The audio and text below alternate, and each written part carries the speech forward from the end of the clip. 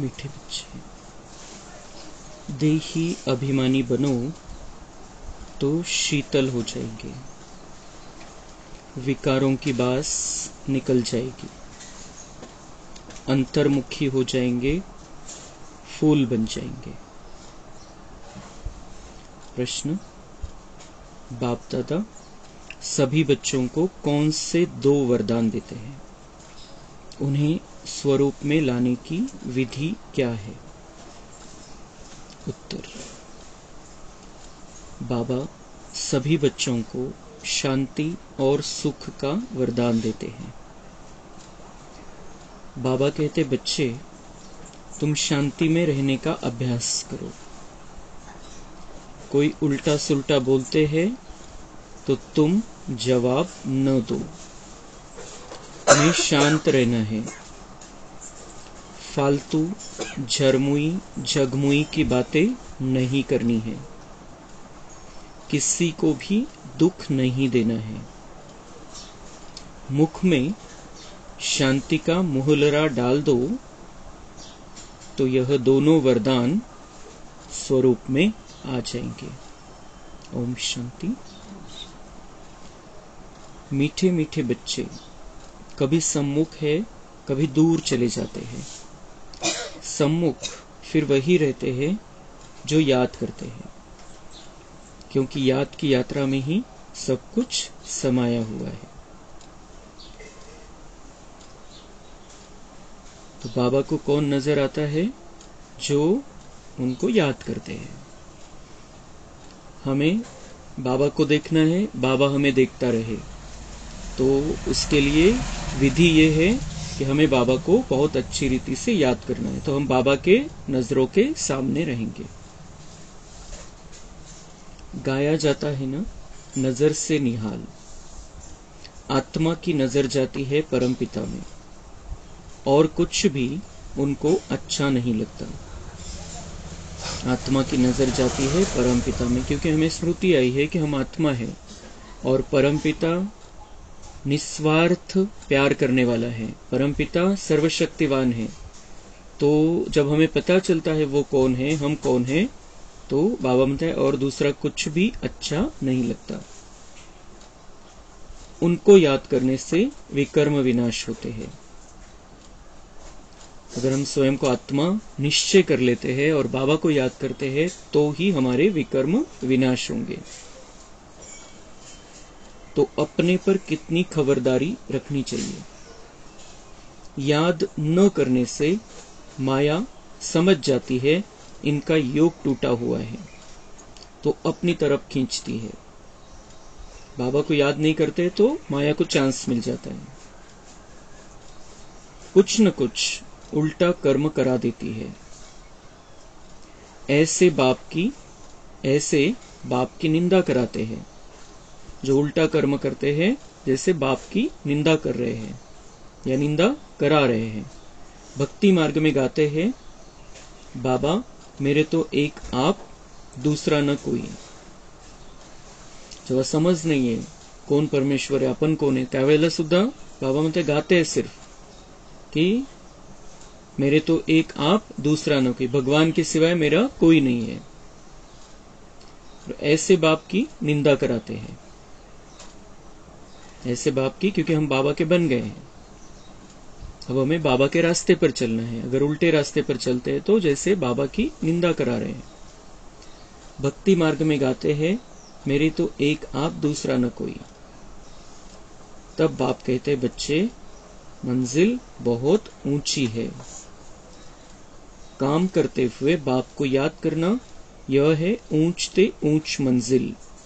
इसमें प्रैक्टिस बहुत अच्छी चाहिए।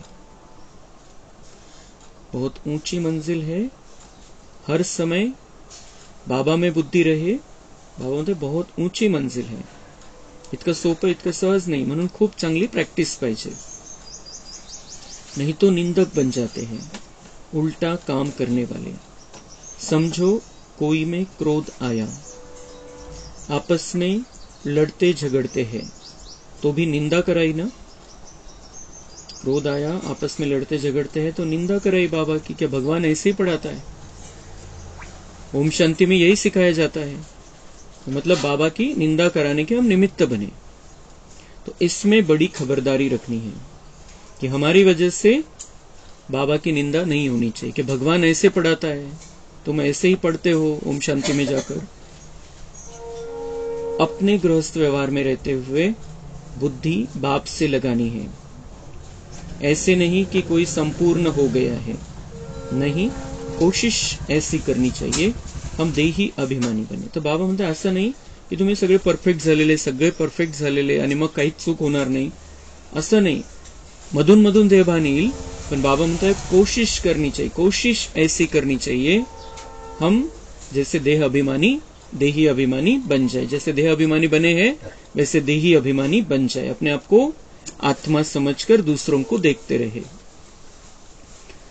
देह अभिमान में आने से कुछ न कुछ उल्टा काम करते हैं तो गोया बाप की निंदा कराते हैं। बाप कहते हैं ऐसे सदगुरु की निंदा कराने वाले लक्ष्मी नारायण बनने की ठौर पा न सके।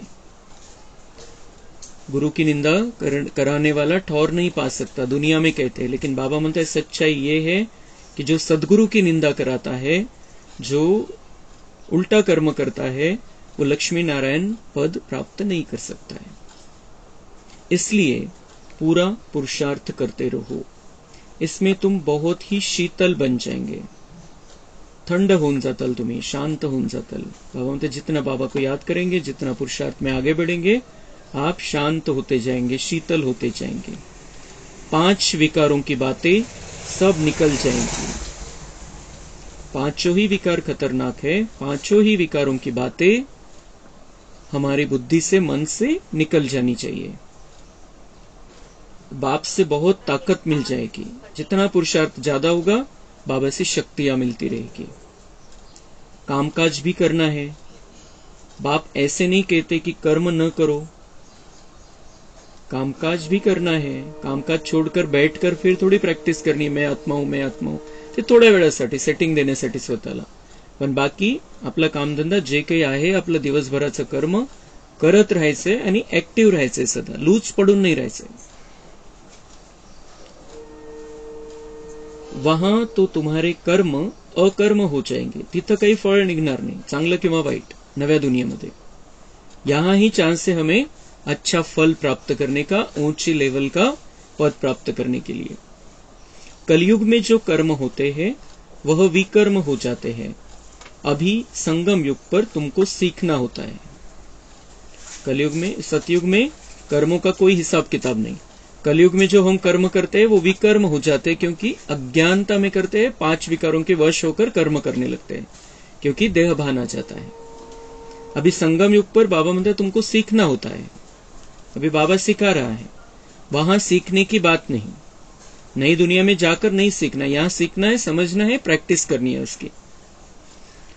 यहां की शिक्षा ही वहां साथ चलेगी। जे इथं शिकवलेले बाबांनी तेच तिथं राहणार आहे, त्याचेच परिणाम तिथं दिसायला मिळणार आहे। तो बाप बच्चों को समझाते हैं बाहर मुक्ता अच्छी नहीं, अंतर्मुखी भव। दूसरों को नहीं देखना है, अपने आप को देखना है, स्वयं को देखना है और स्वयं को सजाना है, संवारना है, तैयार करना है। दूसरों को देखना है तो आत्मा रूप में देखना है और उनकी सेवा करनी है। अंतर्मुखी भव, वह भी समय आएगा जबकि तुम बच्चे अंतर्मुख हो जाएंगे, सिवाय बाप के और कुछ याद नहीं आएगा। मैं तुझको नजर आऊं, तू मुझको नजर आए, बस। तुम आए भी ऐसे थे, कोई की याद नहीं थी। हर जन्म में हम कैसे आए, कोई की याद नहीं रहती है। असं नाही की ते आठवण करून आपण जन्म घ्यायच्या आधी गर्भामध्ये असताना आठवण करतोय कोणाची, नातेवाईकांची, तसं नहीं। हम कैसे आए, किसी की याद नहीं थी। गर्भ से जब बाहर निकले तब पता पड़ा कि यह हमारे माँ बाप है। बाद में पता चलता है, वो भी कुछ समय जाने के बाद, यह फलाना है, यह हमारे माँ बाप है, यह फलाना है। तो फिर अब जाना भी ऐसे है, जैसे आए हो वैसे ही जाना है कि मेरा कोई नहीं है, और अगर है तो आत्मा के रूप से सब मेरे हैं, क्योंकि सब मेरे बाबा के बच्चे हैं। बाबा मेरा है तो उस नाते से सब मेरे हैं। लेकिन डायरेक्ट मेरा कोई भी नहीं है. ये बिल्कुल ही अवस्था आपल्याला जमवायची, तो वो लास्ट के पेपर में हम पास होंगे. नष्टो मोह स्मृति स्वरूप. हम एक बाप के हैं और कोई उनके सिवाय बुद्धि में याद न आए. बुद्धि में याद न आए मतलब सेवा के लिए याद आए वो बात अलग है, लेकिन बुद्धि में उनका प्रभाव नहीं रहना चाहिए. भल टाइम पड़ा है, परंतु पुरुषार्थ तो पूरी रीति करना है. टाइम पड़ा है कब कहा था बाबा ने? 60 वर्ष पहले कि टाइम पड़ा है. अभी तो टाइम ही नहीं है. अभी तो बाबा ने समय के इशारे बहुत बार दे दिए, कल भी हमें. तो समय बहुत बहुत कम है, अंतिम समय आ गया है. तो अभी पुरुषार्थ बिल्कुल हाईएस्ट लेवल का, सबसे ऊंचे से ऊंचे लेवल का पुरुषार्थ अभी करना है, क्योंकि थोड़े समय में 5000 वर्ष की कमाई करनी है. पुरुषार्थ तो पूरी रीति करना है. शरीर पर तो कोई भरोसा नहीं. ले विनाश हो जाएगा 8 साल में, 10 साल में महापरिवर्तन हो जाएगा, लेकिन हमारा शरीर पे विश्वास थोड़ी रख सकते हैं कि ये हमें साथ देगा अंत तक. शरीर कब तक है और कब तक हम यहां रहते हुए पुरुषार्थ करें, ये हमारे ऊपर डिपेंड है. हमें बहुत इतना अच्छा योग युक्त रहना है बाबा के साथ कि इसी जन्म में सारी कमाई कर लेनी है. अभी नया शरीर नहीं लेना है. नया शरीर लेकर हमारी कमाई नहीं होगी. इसलिए इस शरीर को भी संभालना है, लेकिन शरीर के मोह में नहीं रहना है.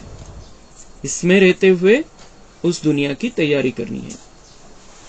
यहां के लिए सब कुछ बटोरना वो अभी बंद करना है. हमें जो हमारे साथ आने वाला है उसकी तैयारी करनी है.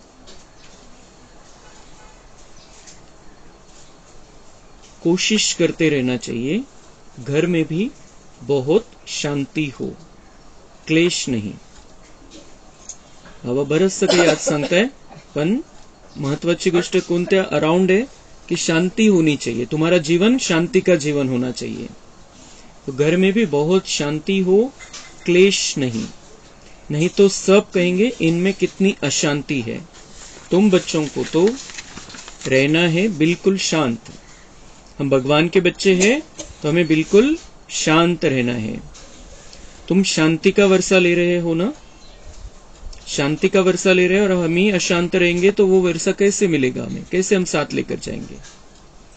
अभी तुम रहते हो कांटों के बीच में, फूलों के बीच में नहीं हो. ये कांटों के बीच में है तो वो तो अशांत करेंगे. दुनिया वाले तो अशांत करेंगे, दुख देंगे, परेशान करेंगे. कांटों के बीच में रह रहे. बाबा मतलब आप फूलों के बीच में तो नहीं हो. फूल जैसे आत्माओं के साथ में हम सतयुग में रहेंगे. यहाँ पर तो कांटों के बीच में रहना है. जैसे गुलाब रहता है, कांटों के बीच में रहते हुए वो अपना फूलता रहता है, सुगंध बिखेरता रहता है. कांटों के बीच रह फूल बनना है, कांटों का कांटा नहीं बनना है. त्यांच्यासारखं नाही बनायचंय. बाबा म्हणतात जितना तुम बाप को याद करेंगे उतना शांत रहेंगे. कोई उल्टा सुल्टा बोले तुम शांति में रहो. वो उनके संस्कार है, उनका स्वभाव है. हम तो भगवान के बच्चे हैं, बाबा के बच्चे बने, ईश्वर के परिवार के हैं. हम सतयुग की देव आत्माएं हैं. मंदिरों में हमारी पूजा हो रही है. बाबा तो उनको बोलने तो उल्टा सुल्टा. तुम शांत रहो. शांत राहायचंय आणि जी काही आपली बाजू असेल ती खूप स्थिर, हलचलमध्ये न येता शांतीने आपण सांगू शकतो. शांत राहू म्हणजे एकदम सगळं काही ऐकून घ्यायचंय आणि चुप बसून राहायचं. एकदम काही फरक पडत नाही मला कोणी काही, असं नाही. शांत रहना है मतलब मन की स्थिती शांति की होनी चाहिए. आपली जी बाजू आहे ती जर तो ऐकण्याच्या स्थितीमध्ये असेल त्यावेळेला तर शांतीमध्ये समजून सांगायचे, नाही तर त्याचं सगळं निघून गेलं. मुखाच्या द्वारे सगळं त्यांनी उलटी करून टाकली सगळी, नंतर सांगायचं आपली बाजू काय होती. कोई उल्टा सुल्टा बोले तुम शांति में रहो. आत्मा है ही शांत.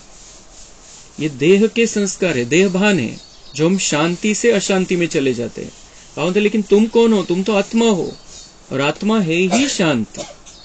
7 गुणांनी मिळून बनलेली आत्मा है. तो है ही शांति हमारा मूल स्वभाव है, हमारा मूल संस्कार है. तो शांति में रहना ये सबसे पहली स्टेप हमारी होनी चाहिए. सगळ्यात पहिलं पाऊल जर कोणतं उचलायचंय, अशांती असेल, काही परेशानी असेल, काही टेन्शन असेल, काही दुःख असेल, बिमारी असेल, सगळ्यात पहिले पाऊल आपल्याला उचलायचंय, आपण शांतीमध्ये येऊन जायचं, शांतीच्या स्थितीमध्ये राहायचं, मग पुढे बघायचं काय करता येईल. आत्मा है ही शांत, आत्मा का स्वधर्म है शांत. तुम जानते हो अभी हमको उस घर में जाना है. बाप भी है शांति का सागर. कहाँ जाना है? हमारा घर कौन सा है? शांति धाम है. वहां शांति ही शांति है. हमारा मूल स्वभाव शांति है. और बाप भी कौन है? हमारा शांति का सागर है.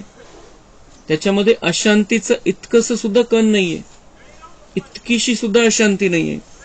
तो 5000 वर्षामध्ये एका सेकंदासाठी सुद्धा अशांत होत नाही, असा तो आपला पिता आहे.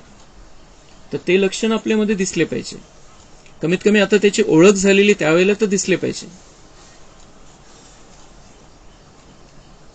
वो शांति का सागर है. कहते हैं तुमको भी शांति का सागर बनना है. बाबा म्हणता मैं शांति का सागर हूं, तुमको भी मेरे जैसा शांति का सागर बनना है. तुम्हारे अंदर भी अशांति का लवलेश भी नहीं होना चाहिए, इतनी सी भी अशांति नहीं होनी चाहिए. हलचल में नहीं आना है. कोणत्याही गोष्टीला शिस्त लावण्यासाठी बोलणं ती गोष्ट वेगळी असते, पण त्या चिडून बोलणं ये हमारा स्वभाव नहीं है, मूल स्वरूप नहीं है, उसमें नहीं बैठता है.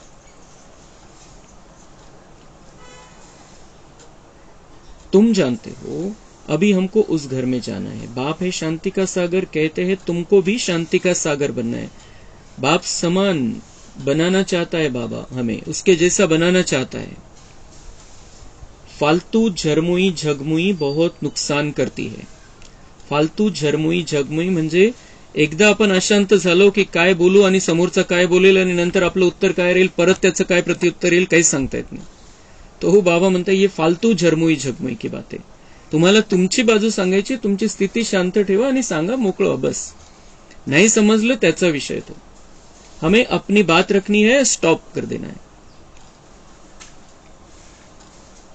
बाप डायरेक्शन देते हैं, ऐसी बातें नहीं करनी चाहिए, इसमें तुम बाप की निंदा कराते हो. कि ऐसा ही सिखाते हैं क्या तुमको? इतना भी किसी ने कह दिया तो हम बाबा की निंदा कराने के निमित्त बने. शांति में कोई निंदा व विकर्म होता नहीं. अगर हम शांत रहे तर बाबा म्हणतात तुमच्याकडून माझी निंदा पण होणार नाही आणि तुमच्याकडून काही पाप कर्म पण होणार नाही. शांत राहा, शांत होऊन जा. आणि शांत होऊन काय करायचं हेही बाबांनी आपल्याला शिकवलं. असं नाही की शांत व्हा, मुखाने बोलू नका आणि व्हायब्रेशन देत राहा त्याला, मूर्ख आहे, अक्कल नाहीये, समजत नाहीये, असं नाही. बाबा ने बिल्कुल क्लियर समझाया है. शांत रहना है मतलब वो स्वीट साइलेंस होनी चाहिए, उसका पार्ट देखना है, खेल देखना है और उसको सकाश देनी है. अशांत क्यों हुआ है वो सामने वाला? क्योंकि उसमें ताकत नहीं है, कमजोर है वो आत्मा, और इसलिए उस आत्मा को उस समय सकाश की जरूरत है हमारी. हम शांति दूत है, हम शांति के देवता है, तो उस आत्मा को हमारी शांति की जरूरत है. तो उसे शांति देनी है वाइब्रेशन के रूप में, शुभ भावना रखनी है उसके प्रति, बाबा को याद करके बाबा की किरणें उस पर डालनी है. ये कर्तव्य हमें करना है. इसे नहीं वो मुझे ऐसे क्यों बोल रहा है, अहंकार येऊन जातो त्यावेळेला.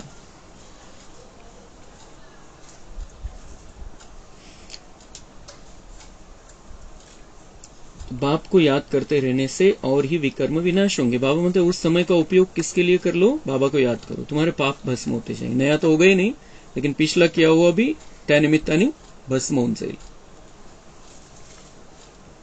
अशांत न खुद हो न औरों को करो.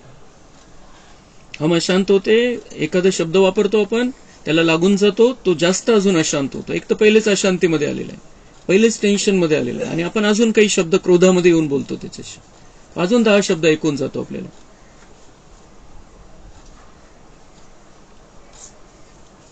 किसी को दुख देने से आत्मा नाराज होती है. आता कोणाला कशामुळे दुःख होईल ते सांगता येत नाही, कलियुगामध्ये तर सांगताच येत नाही, कोणाची सहनशक्ती राहिलेली नाही, तो वो आत्मा नाराज हो जाते. और हमारे पर कोई नाराज नहीं होना चाहिए, वो ते परवडणारच नाही आपल्याला. कोणी नाराज होणं म्हणजे त्याचे व्हायब्रेशन येत राहतील विनाकारण. इसलिए हमें सबको शांति देनी है, सबके प्रति शुभ भावना रखनी है. बहुत है जो रिपोर्ट लिखते हैं, बाबा यह घर में आते हैं तो धम्मचक्र मचा देते हैं. बाबा लिखते तुम अपने शांती स्वधर्म में रहो. बाबा म्हणते कोणी आहे, कोणी अशांत होऊन जाते, तुम्ही तुमचं काम करा, तुम्ही शांती आपलं स्वधर्म आहे त्याच्यामध्ये राहा. हातम ताई की कहानी भी है ना, उनको कहा तुम मुख में मुहलरा डाल दो तो आवाज निकलेगा ही नहीं, बोल नहीं सकेंगे.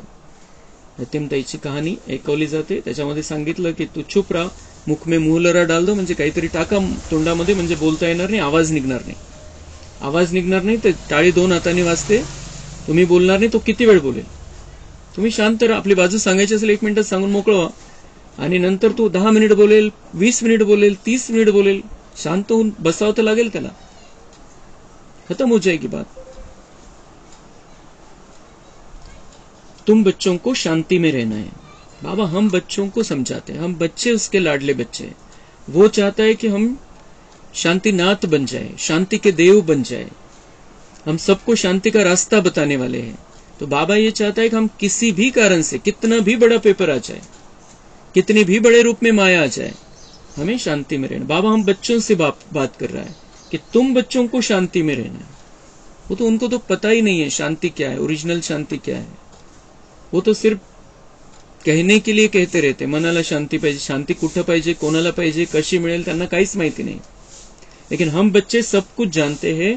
तो बाबा की हमारे से ये अपेक्षा है कि हम बच्चे शांति में रहे. मनुष्य शांति के लिए बहुत धक्के खाते हैं. तुम बच्चे जानते हो हमारा मीठा बाबा शांति का सागर है.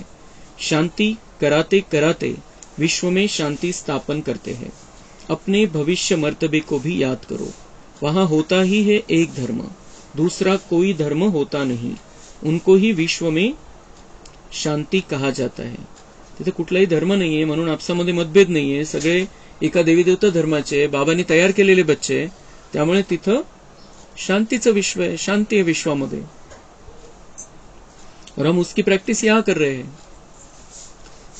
फिर जब दूसरे दूसरे धर्म आते हैं तो हंगामे होते हैं. केव्हापासून सुरू झाले सगळे हंगामे? द्वापर नंतर. अभी कितनी शांति रहती है. समझते हो हमारा घर वही है, हमारा स्वधर्म है शांत. अभी कितनी शांति रहती है. जब हम संगम युग में आ जाते हैं, बाबा नहीं वाटता कि बच्चे शांति में रहते. अब शांति में आ गए हैं. अशांति खत्म, हलचल खत्म, टेंशन लेना खत्म, परेशान होना खत्म, उदास होना खत्म, निराश होना खत्म. अब हम शांति में रहते. बाबा को यही अपेक्षा है हमारे से कि मेरे बच्चे अब शांत, बहुत अशांति में रह लिए. छोटी छोटी बात पर, बड़ी बड़ी बात पर हम अशांत होते आए और 2500 वर्ष हो गए उसको. म्हणजे आपल्या मूळ स्वभावाच्या विरुद्ध स्थितीमध्ये राहिलेलो आपण. तो बाबा ये आज पक्का करा रहा है, ये समझा रहा है कि तुम्हें अपने मूल स्वभाव में रहना है. 2500 वर्ष तुम्हें उल्टे चाललेले. अब शांति में रहो, शांति के देवता बन जाओ और इस दुनिया को अशांति से बचाओ. तुम इस दुनिया में शांति स्थापन करने वाले हो, शांति दूत हो, शांति का पैगाम देने वाले पैगंबर हो, सबको शांति की किरणें देने वाले हो. तो तुम्हें अशांत नहीं होना है किसी भी कारण से. घर परिवार में भी नहीं, समाज में नहीं, अपनी जो गांव में नहीं, किसी भी कारण से कोई दूसरा कहीं पर कुछ होता है, कोई कुछ बोलता है, फोन पर कोई कुछ बोलता है, कुछ भी हो जाता है, किसी भी कारण से हमें अब अशांत नहीं होना है. वो चाहे हमें 1000 गालियां दे दे, उसके हाथ में अपना रिमोट कंट्रोल नहीं देना है कि वो गाली दे मैं परेशान हो जाऊं. मैं आत्मा तो हूं ही शांत स्वरूप, मैं आत्मा आनंद स्वरूप हूं, मैं आत्मा प्रेम स्वरूप हूं. मेरे अंदर बहुत शक्ति, कोई भी आकर मुझे कमजोर नहीं बना सकता है. जब मैं विकार के वश हो जाता हूं, मैं कमजोर हो जाता हूं. और ये चाबी हमने दूसरों के हाथ में दे दी है की तो काहीतरी त्यांनी ट्रिगर करावा आणि आपल्यामधले ते जागृत होऊन जाओ. तो बाबा ये चाहता है कि अंदर विकारों की गंदगी रहनी नहीं चाहिए, विकारों की बास निकल जानी चाहिए. अब तुम्हें अंदर शांति को धारण करना है, शांति की स्थापना करनी है, सुख प्रेम आनंद पवित्रता को अपने अंदर समा कर रखना है.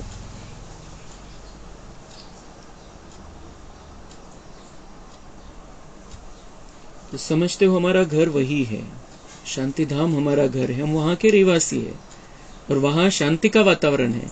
तो हमें यहाँ पर भी शांति का वातावरण बनाकर रखना है, क्योंकि हमें अब यहाँ से वहां जाना है, वहां जाना है और नीचे आना है. अगर ये जो बाबा बातें कहता है सब उनको धारण करने के लिए बाबा ने मंत्र दिया था पिछले हफ्ते में कि बच्चे यही सोचते रहो, अब घर जाना है और अपनी राजधानी में आना है, अब घर जाना है और अपनी राजधानी में आना आहे. तर आपले हे दोन मुख्य आता मंजिल आहे, त्या दोन्हीची तयारी करायची, त्या दोन्हींची तयारी करायची आहे. तर हे त्याच्यासाठी हे बेसिक पाया आहे की आपली स्थिती जी आहे ती शांतीची पाहिजे. शांत, स्थिर, स्थित प्रज्ञासारखं बनायचंय. कोणीही आपल्याला हलचलमध्ये आणू शकणार नाही अशी आपली स्थिती आपल्याला बनवायची है. क्योंकि बाबा इतना ज्ञान का खजाना देता है और उस ज्ञान के अनुसार हमें चलने की ताकत देता है. तो हम चल सकते, कर सकते हैं. हमारे से अपेक्षा क्यों करेगा भगवान? क्योंकि वो जानता है हम कर सकते हैं, हमने किया है और हर कल्प में किया है, इसलिए भगवान हमसे ये अपेक्षा करता है. तो हमारा स्वधर्म है शांत. ऐसे तो नहीं कहेंगे शरीर का स्वधर्म शांत है, शरीर तो हलचल में लाएगा, लेकिन हमारा, हम आत्मा है, ये शरीर तो एक मशीनरी है, हम उस मशीनरी के प्रभाव में आ गए. शरीर हलचल में लाएगा लेकिन हमें शांति में रहना है. हम शांत स्वरूप आत्मा है, हमारा स्वधर्म शांत है. शरीर विनाशी चीज है, आत्मा अविनाशी चीज है. जितना समय आत्माएं वहां रहती है तो कितना शांत रहती है. यहाँ तो सारी दुनिया में अशांति है, इसलिए शांति मांगते रहते हैं. परंतु कोई चाहे सदा शांत में रहे, यह तो हो न सके कि सदा कायम स्वरूपाचा मोक्ष तो कोणालाच नाहीये. सदा शांत में रहे वहां पर, ये तो हो ही नहीं सकता. बल 63 जन्म वहां रहते हैं, फिर भी आना जरूर पड़ेगा. ये 63 जन्म तो हमारे द्वापर के बाद के, लेकिन बाबा आज परम धाम वाले 63 जन्म कह रहा है कि भले कोई वहां 63 जन्म वहां रहेगा, लेकिन उसको कलयुग में तो नीचे आना ही पड़ेगा. द्वापर के अंत में तो नीचे आना ही पड़ेगा. एक जन्म के लिए भले उसको आना ही पड़ेगा. परमानेंट मोक्ष कोणाला ही नहीं है. तो अगर आना ही है नीचे, तो हमें सुख शांती की दुनिया में क्यों नहीं आना है? इतकी भंगार झालेल्या दुनियेमध्ये कशाला यायचंय मग? 1, 2, 5, 10, 20, 50 जन्मासाठी हमें 84 जन्म पूरे लेने हैं. इसलिए उसकी तैयारी करनी है. अपनी राजधानी में आना है, राजा रानी बनना है, उसकी तैयारी यहां से करनी है. जो हमें साथ में लगेगा, जो हमारे साथ में आएगा, उसकी पॅकिंग करणं सुरू करनी है. कुठेही प्रवासाला निघतो तिथं जे आवश्यक आहे त्या गोष्टीच आपण सोबत घेतो. दुसऱ्या वायफळ गोष्टी घेत नहीं अपन सोबत, त्याची तैयारी नहीं करत. पता है वहां लगने वाला ही नहीं है, तो हम उसको क्यों जमा करेंगे, क्यों इकट्ठा करेंगे, क्यों बैग में भरेंगे? अब पैकिंग कौन सी करनी है? जो हमारे साथ में आएगा और वहां हमें काम में आएगा. तो हमारे साथ में अच्छे कर्म आने वाले हैं, सुख शांति प्रेम आनंद ज्ञान पवित्रता शक्ति आने वाली है, सारी अष्ट शक्ति आने वाली है. तो उसको पैक करते रहना है. बाबा की याद में इन सभी चीजों को पैक करना है और यही हमें परमधाम में ले जाएगी शांति से. ये सारी चीजें बहुत आराम से हम परमधाम पहुंच जाएंगे और इन चीजों के साथ जब हम सतयुग में आएंगे तो ऊंचे लेवल पर रहेंगे, ऊंचे पद पर रहेंगे. हमारी राजधानी होगी, हमारा सिंहासन होगा, हम डबल मुकुटधारी बनेंगे.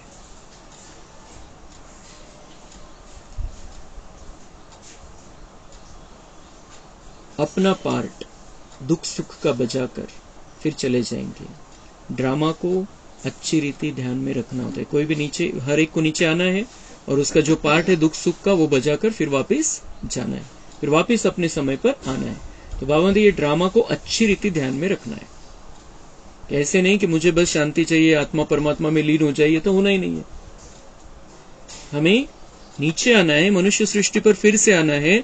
तो ऐसे नहीं कि कलयुगी मनुष्य बनकर हमें आना है डायरेक्ट, हमें देवता बनकर इस दुनिया में रहना है. तुम बच्चों को भी ध्यान में रहे कि बाबा हमको वरदान देते हैं सुख और शांति का.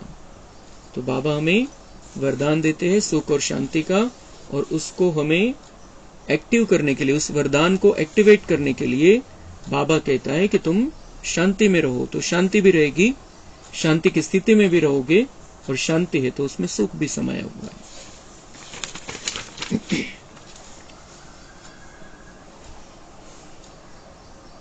अच्छा, मीठे मीठे सिक्के लधे बच्चों प्रति माता पिता बाप दादा का याद, प्यार और गुड मॉर्निंग रूहानी बाप की रूहानी बच्चों को नमस्ते। हम रूहानी बच्चों की रूहानी बाप दादा को याद प्यार गुड मॉर्निंग, नमस्ते, वाह बाबा वाह, शुक्रिया बाबा शुक्रिया। धारणा के लिए मुख्य सार है, बाप से आशीर्वाद व कृपा नहीं मांगनी है। बाप, टीचर, गुरु को याद कर अपने ऊपर आपे ही कृपा करनी है। माया से खबरदार रहना है, आंखें धोखा देती है, इन्हें अपने अधिकार में रखना है। तो ये आशीर्वाद या कृपा मांगने का रास्ता नहीं है। भक्ति मार्ग में वो करके देख लिया हमने, लेकिन यहाँ आकर पहुंचे कलयुग के अंत समय में, जहाँ अच्छी गंदी दुनिया हो गई, वहां आकर पहुंचे। अब बाबा से आशीर्वाद या कृपा नहीं मांगनी है, अपने ऊपर कृपा करनी है। कैसे?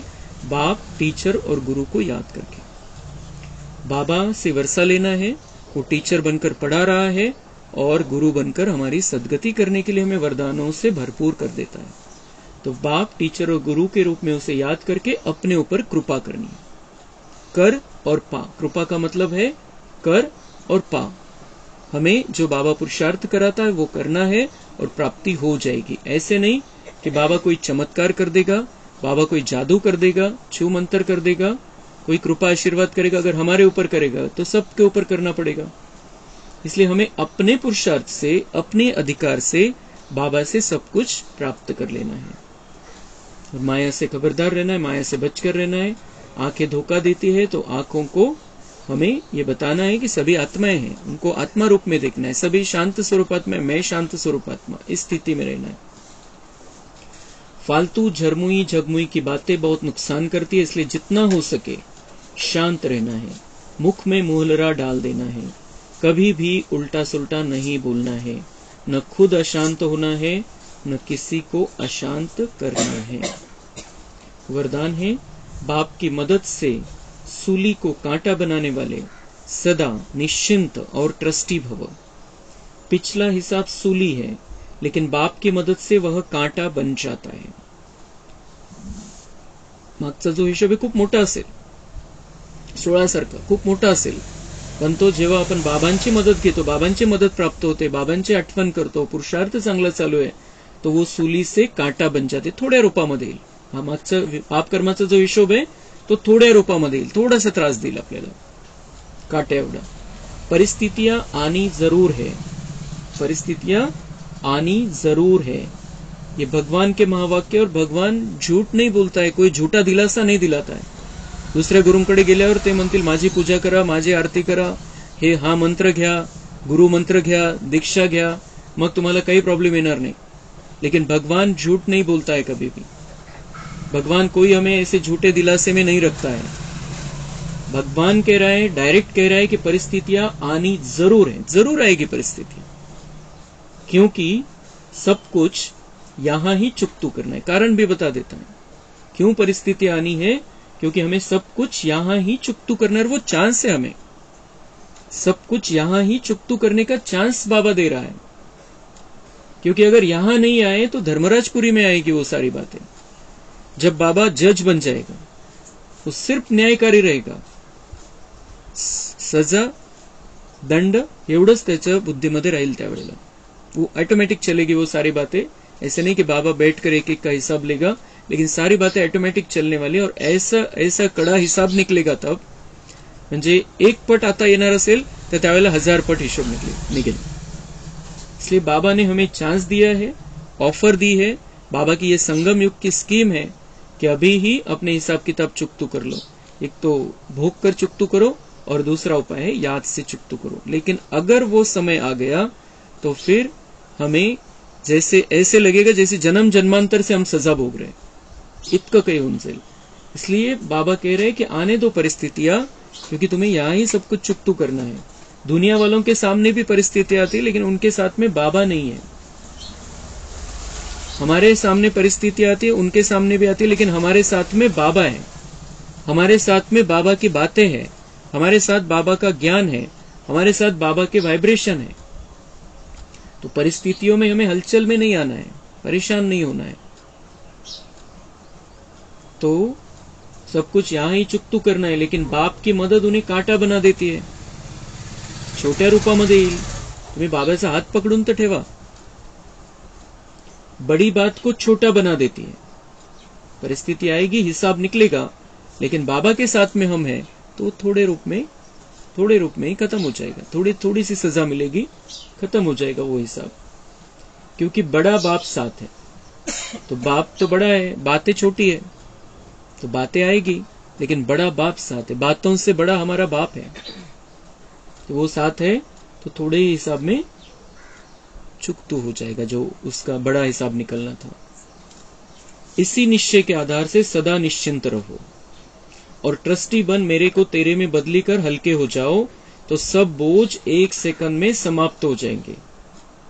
कितनी मोठी युक्ति बाबा सांगते हैं। इस निश्चय के आधार से, कौन सा निश्चय? कि बड़ा बाप साथ है। बड़ा बाप मतलब बड़ा, सबसे बड़ा, उससे बड़ा इस दुनिया में कोई भी नहीं है। 5000 वर्ष में भी कोई नहीं है। लक्ष्मी नारायण, राधे कृष्ण, राम सीता, ब्रह्मा, विष्णु, शंकर, जो भी धर्म स्थापक है, सबसे बड़ा, सबका बड़ा एक ही बाबा है। और वो हमारे साथ में।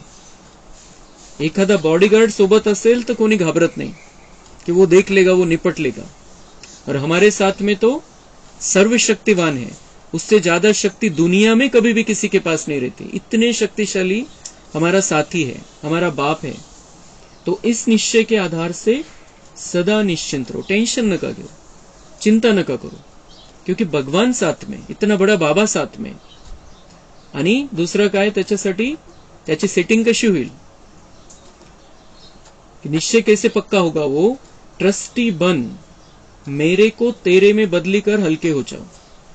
ट्रस्टी बनो कि बाबा ने संभालने के लिए दिया है सब कुछ, वस्तु, व्यक्ति या वैभव, सब कुछ बाबा ने मुझे संभालने के लिए। मैं ट्रस्टी हूं, मेरा कुछ भी नहीं और रहता भी नहीं है कुछ। मेरा तो शरीर भी नहीं, अगर शरीर मेरा रहता तो शरीर के साथ में हम जाते दूसरे जन्म में। तो मेरा तो कुछ है ही नहीं।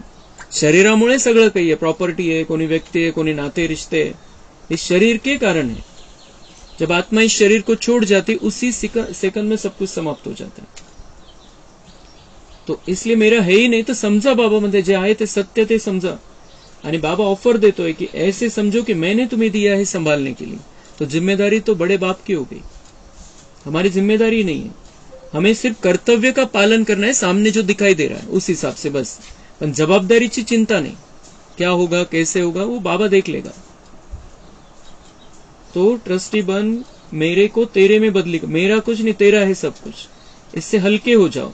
अगर ऐसा कर लेंगे तो बाबा म्हणता है सब बोझ 1 सेकंड में समाप्त हो जाए, कोणताच लोड राहणार नाही, सगळे ओझे समाप्त होऊन जातील। अगर सब कुछ बाबा का है, मैं भी बाबा का हूं, मेरा शरीर बाबा का है, बाबा ने दिया है, मन भी बाबा का है, ये बुद्धि भी बाबा पर समर्पित है।